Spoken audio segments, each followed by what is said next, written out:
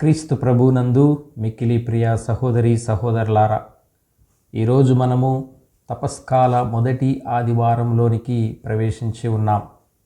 విభూది బుధవారంతో తపస్కాల ప్రయాణాన్ని మనం ప్రారంభించాం.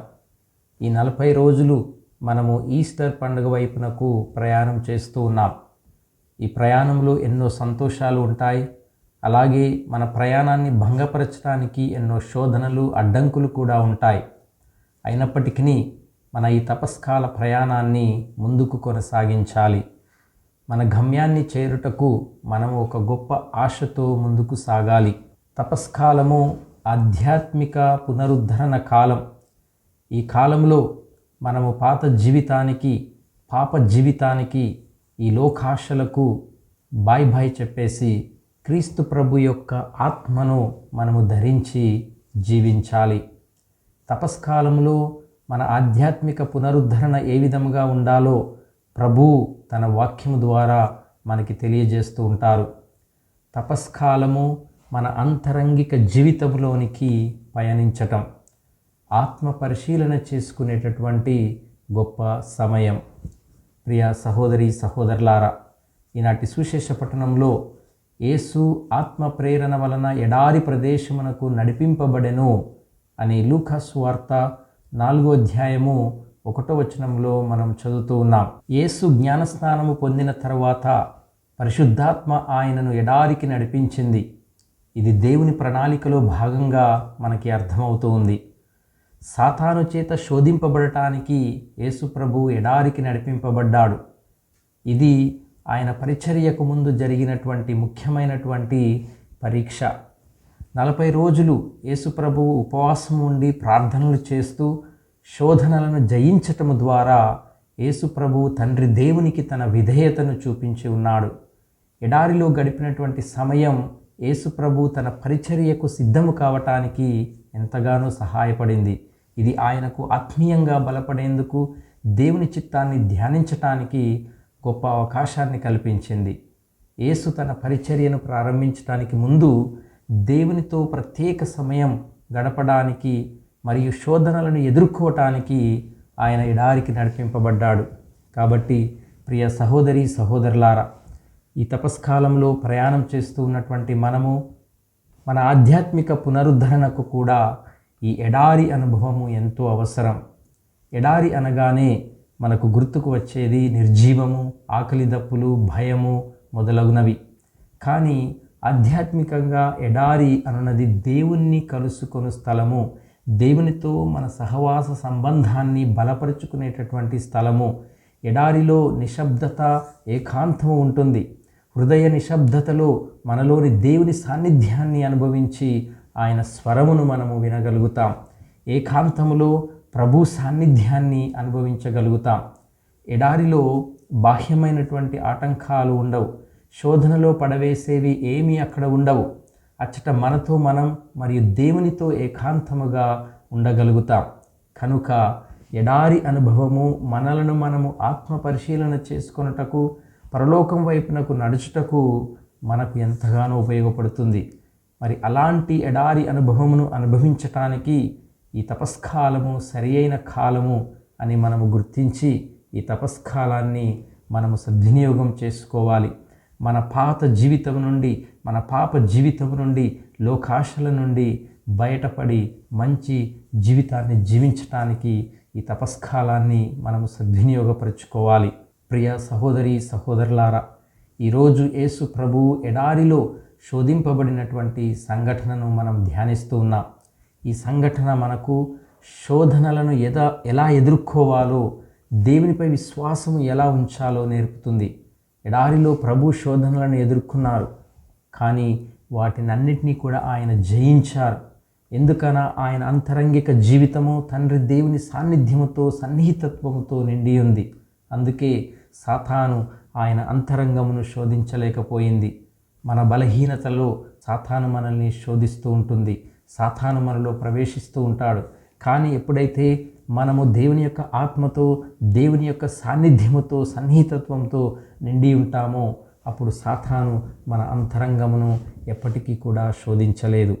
ప్రియ సహోదరి సహోదరులారా, పాత నిబంధనలో సాతాను అనగా విరోధి లేదా నిరారోపణ చేసేవాడు అని సూచిస్తుంది. వ్యతిరేక శక్తిని లేదా వ్యక్తిని సూచిస్తుంది. అదే నూతన నిబంధనలో సాతాను ఒక శక్తివంతమైన దుష్టుడిగా, దేవునికి మానవాళికి మధ్యన విరోధిగా మనం చూస్తూ ఉన్నాం. అలాగే సాతానును ఒక శోధకునిగా, ఈ లోకాధికారిగా, ఈ లోక సంబంధమైన దేవరగా, మోసగానిగా, నిరారోపణ చేసేవానిగా మనం చూస్తూ ఉన్నాం. అయితే అంతిమముగా సాతాను ఓటమి పాలవుతూ ఉందని, అగ్నిగుండంలో పడవేయబడతాడని మనం దర్శన గ్రంథంలో చూస్తూ ఉన్నాం. సాతాను కేవలము మన బాహ్య బలహీనతలను మాత్రమే శోధించగలదు. సాతాను ప్రభువును 3 విధాలుగా శోధించింది: ఆకలి, అధికారము, విజయము. ఈ 3 విషయాలలో మనము కూడా శోధనలో పడిపోతూ ఉంటాం. మన కోరికలన్నీ కూడా వీటికి సంబంధించినవే ఉంటాయి. వీటిని మన అంతరంగిక శక్తితో జయించాలి. ప్రభు శోధనలను దేవుని వాక్యముతో, ప్రార్థనతో, ఉపవాసముతో జయించాడు. ఆయన తండ్రి దేవుణ్ణి సంపూర్ణముగా నమ్మి ఉన్నారు. ప్రతి శోధనను దేవుని వాక్యాన్ని పలికి ఉన్నారు. కనుక మనము కూడా దేవుని వాక్య శక్తితో మనము పొందే అనుదిన శోధనను మనము జయించగలగాలి. యేసు నామమున మన శోధనలను మనము జయించాలి. మన శోధనలో మనం ఎప్పుడు కూడా దేవునిపై ఆధారపడుతూ దేవునిపై నమ్మకాన్ని, విశ్వాసాన్ని ఉంచాలి. శోధనలో మనము డీలా పడిపోకుండా దేవుని సహాయముతో, దేవుని యొక్క వాక్య శక్తితో ఆ శోధనలను మనం జయించడానికి ప్రయత్నం చేయాలి. ప్రియ సహోదరి సహోదరులారా, మరి యేసు ప్రభు పొందినటువంటి ఆ 3 శోధనలను మనము ఇప్పుడు ధ్యానించుదాం. మొదటి శోధన లూకా సువార్త 4వ అధ్యాయము 3వ వచనంలో చదువుతున్నాం. సైతాను యేసు వద్దకు వచ్చి, నీవు దేవుని కుమారుడవైనచో ఈ రాళ్లను రొట్టెలుగా మారునట్లు ఆజ్ఞాపించుము అని శోధించింది. ఇది స్వప్రయోజనము కొరకు తన శక్తిని ఉపయోగించమని శోధన, అధికారమునకు శోధన. కానీ ప్రభు సైతానుతో, మనుష్యుడు కేవలము రొట్టె వలననే జీవింపడు, దేవుని నోటి నుండి వచ్చు ప్రతి మాట వలన జీవించును అని సమాధానమిచ్చి ఆ శోధనను జయించాడు. ప్రియ సహోదరి సహోదరులారా, దేవుడు మనకు ఇచ్చినటువంటి ఆత్మవరాలను స్వలాభము కొరకు కాక సంఘము కొరకు, అందరి కొరకు, ఇతరుల కొరకు, అందరి మేలు కొరకై మనం ఉపయోగించాలి. యేసు ప్రేషిత సేవలో 5 రొట్టెలను 2 చేపలను 5,000 మందికి పంచిపెట్టాడు. యేసు తన ఆకలి తీర్చుకోవటానికి కాక ఇతరుల ఆకలి తీర్చడానికి ఆ గొప్ప అద్భుతాన్ని చేశాడు. ఆనాడు ఎడారిలో ఉన్న ఇజ్రాయేల్ ప్రజలకు ఇలాంటి శోధన ఎదురైంది. వారు ఆకలిగా ఉన్నప్పుడు, శోధింపబడినప్పుడు ప్రభు అద్భుత రీతిన వారిని ఐగుప్తు దేశము నుండి ఎర్ర సముద్రాన్ని 2 పాయలుగా చీల్చి వారిని కాపాడిన విషయాన్ని కూడా మర్చిపోయి, ఐగుప్తులో మాంసము భుజించుచు మేము అక్కడ ఎంతో సంతోషంగా ఉండేవారము అని సనుగుకున్నారు. దేవునిపై విశ్వాసాన్ని కోల్పోయారు. అప్పుడు ప్రభు మరలా అద్భుత రీతిలో ఆకాశము నుండి మన్నాను, ఆహారమును కురిపించి తనకు అసాధ్యమైనది ఏదీ లేదు అని నిరూపించాడు. ఇజ్రాయేలు ప్రజల వలె కాక యేసు 40 రోజులు ఉపవాసము ఉండి ఆకలిగొనినప్పుడు సనుగు కొనక దేవుని యొక్క వాక్కు శక్తితో ఆ శోధనను ఆయన జయించాడు. కాబట్టి మనము కూడా మన దేహానికి ప్రాముఖ్యత ఇవ్వకుండా మన ఆత్మకు ప్రాముఖ్యతనిస్తూ ఆత్మను మనం కాపాడుకోవటానికి ప్రయత్నం చేయాలి. మనం కోరుకునే ఈ భూసంబంధమైన వస్తువుల కన్నా దేవుడు మనకు ముఖ్యమని మనము ఈరోజు గుర్తించాలి. ఇక ప్రభు ఎదుర్కొన్న 2వ శోధన లూకా సువార్త 4వ అధ్యాయము 5 నుండి 7 వచనాల్లో మనం చదువుతూ ఉన్నాం. అంతటా సైతాను యేసును పైకి తీసుకొని పోయి రెప్పపాటు కాలంలో ప్రపంచములోని రాజ్యములను అన్నింటినీ చూపి, ఈ రాజ్యముల సర్వాధికారమును వాని వైభవములనెల్ల నీకు ఇచ్చెదను, అట్టి అధికారము నాకు కలదు, నేను కోరిన వానికి వాటిని ఇయ్యగలను, కనుక నీవు నన్ను ఆరాధించినచో ఇది అంతయు నీ సొత్తు అగును అని 2వసారి సాతాను యేసు ప్రభువును శోధించటం మనం చదువుతున్నాం. ఇది సంపద, ఐశ్వర్యం కొరకు శోధన. మనం ఇతరులకు సేవ చేసే బదులుగా ఇతరులు మనకు సేవ చేయాలి అనేటటువంటి శోధన. అందుకు యేసు, నీ దేవుడైన ప్రభువును నీవు ఆరాధించి ఆయనను మాత్రమే సేవింపవలేను అని పలికి ప్రభు ఆ 2వ శోధనను జయించాడు. ఇజ్రాయేలు ప్రజలతో చేసుకున్న ఒడంబడిక ప్రకారం ప్రభువు వారిని వాగ్దత్త భూమికి మోషే నాయకత్వంలో నడిపిస్తున్నప్పుడు వారు ఆ వాగ్దత్త భూమిని త్వరగా చేరుకోలేకపోతున్నామే అని తలంచి శోధనలో పడిపోయి ప్రభుపై విశ్వాసం ఉంచక మోషే సినాయి పర్వతంపై ఉన్నప్పుడు ఇజ్రాయేల్ ప్రజలంతా కూడా బంగారు దూడను ఆరాధించారు. ఇలా దేవుని కోపానికి వారు గురయ్యారు. యేసునకు ఇలాంటి సందర్భం ఎదురైనప్పుడు తను ఏమీ ఆలోచించక ఈ లోక రాజ్యానికి, సంపదకు, అధికారానికి ఆశపడక సాతానును ఆరాధించకుండా కేవలము తండ్రి అయిన దేవునిని మాత్రమే పూర్ణ మనసుతో ఆరాధించాలి అని ప్రభు తెలియజేసి ఉన్నారు. ప్రార్థన, ఆరాధనలో దేవునికి మొదటి స్థానం ఇవ్వాలని యేసు ప్రభు మనకు తెలియజేస్తూ ఉన్నారు. ఇక ప్రియ సహోదరి సహోదరులారా, యేసు ప్రభువు పొందిన 3వ శోధనను లూకా సువార్త 4వ అధ్యాయము 9వ వచనము నుండి 11వ వచనంలో మనం చదువుతున్నాం. పిమ్మట సైతాను యేసును నగరంలోని దేవాలయ శిఖరమున నిలిపి, నీవు దేవుని కుమారుడవైనచో క్రిందికి దూకుము, నిన్ను రక్షింప దేవుడు తన దూతల ఆజ్ఞ ఇచ్చి ఉన్నాడు, మరియు నిన్ను రాళ్లపై పడి గాయపడకున్నట్లు నిన్ను వారు చేతులతో ఎత్తి పట్టుకొందురు అని 3వసారి ప్రభువును శోధించింది. ఇది ప్రతిష్ట కొరకు శోధన, నేడు జనాదరణ కోసం, సంపాదన కోసం శోధన.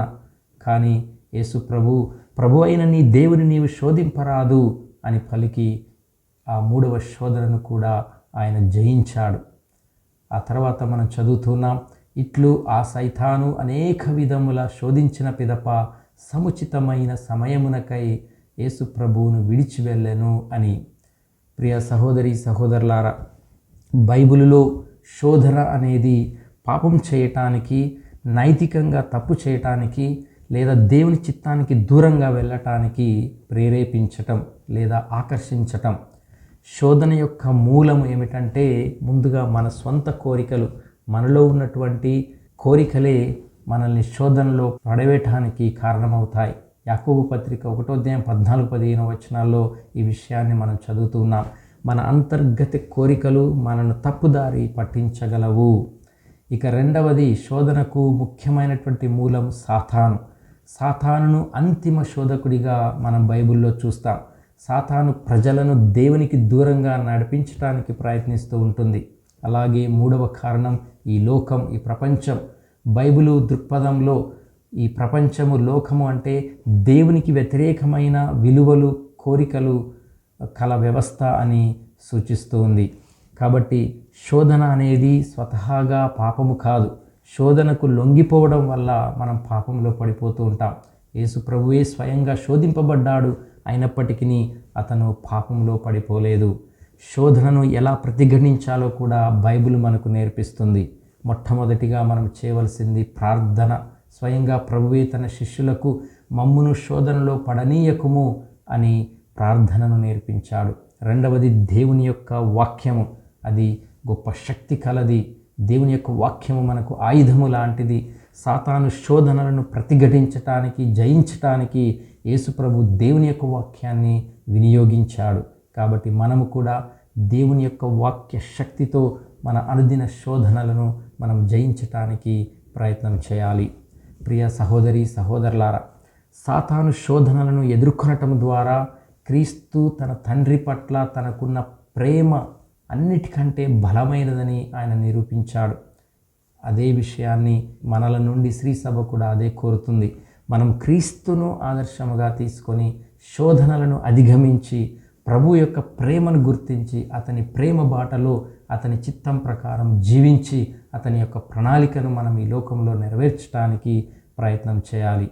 మనం అనారోగ్యంతో ఉన్నప్పుడు వైద్యుని దగ్గరికి వెళితే మందుల చీటిని రాసి మనకి వాడమని ఇస్తుంటాడు. అలాగే మన ఆత్మకు ఎదుగుదల కావాలని, శోధనలను ఎదుర్కొనే శక్తి కావాలని శ్రీసభ ఈ తపస్కాలంలో మనకు ఇచ్చే మందుల చీటి ప్రార్థన, ఉపవాసము, దాన ధర్మాలు. వీటిని సాధనాలుగా మలుచుకొని ప్రభు చిత్త ప్రకారం నడుచుటకు మనం ప్రయత్నం చేద్దాం. కనుక శోధనలను జయించటానికి దేవుని యొక్క వాక్కు, ప్రార్థన, ఉపవాసము ఆయుధాలుగా మనకు కావాలి. శోధనల సమయంలో ప్రార్థన చేయాలి. పాపములో పడిపోయే పరిస్థితులకు మనము దూరంగా ఉండాలి. కాబట్టి ఈరోజు ఆత్మ పరిశీలన చేసుకుందాం. దేవుడైన ప్రభువుకే శోధనలు తప్పలేదు, కానీ ఆయన దేవుని యొక్క శక్తితో, దేవుని యొక్క వాక్య శక్తితో, దేవునిపై ఆధారపడుతూ ఆయన శోధనను జయించగలిగాడు. కాబట్టి ప్రభువును ఆదర్శంగా తీసుకొని మన అనుదిన శోధనలు కూడా దేవుని యొక్క శక్తితో, దేవుని యొక్క ఆత్మశక్తితో, దేవుని యొక్క వాక్య శక్తితో వాటిని జయించటానికి మనం కూడా ప్రయత్నం చేద్దాం. కాబట్టి ఆత్మ పరిశీలన చేసుకుందాం. నేను నిజముగా దేవుని ఆరాధిస్తున్నానా? లోక సంపదలపై దృష్టిని పెట్టి ఈ లోక సంపదలకు ప్రాముఖ్యతను ఇస్తున్నానా? నేను నిజంగా దేవునిపై ఆధారపడి జీవిస్తూ ఉన్నానా? ముఖ్యంగా నా శోధనల సమయంలో నేను దేవుణ్ణి ఆరాధిస్తూ ఉన్నానా? లేదా నాకున్న సంపదలపై నేను ఆధారపడి జీవిస్తూ ఉన్నానా? నేను దేవునిపై సంపూర్ణ నమ్మకాన్ని కలిగి ఉంటున్నానా? నా జీవితంలో ప్రధానంగా నేను మార్చుకోవలసినటువంటి విషయాలు ఏమిటి అని ఈరోజు మనం ఆత్మ పరిశీలన చేసుకుందాం. ఈ తపస్కాలంలో నెమ్మదించి దేవుని వాగ్దానాలను ఆలకించి పాప మరణముల నుండి క్రీస్తు మనకు ఒసగినటువంటి ఆ సంపూర్ణ పరిపూర్ణ స్వతంత్రమును అనుభవించటానికి మనం ప్రయత్నం చేయాలి. ప్రియ సహోదరి సహోదరులారా, చివరిగా పునీత పౌలు గారు ఈ శోధనలను జయించటానికి ఒక చక్కటి మాటను చెబుతూ ఉన్నారు. పౌలు ఎఫెసీలకు రాసిన లేఖ 6వ అధ్యాయము 11వ వచనంలో, సైతాను మాయాపూరిత జిత్తులను ఎదుర్కొనగలుగుటకై దేవుడు ప్రసాదించు సర్వాంగ కవచమును ధరింపుడు అని పౌలు గారు అంటున్నారు.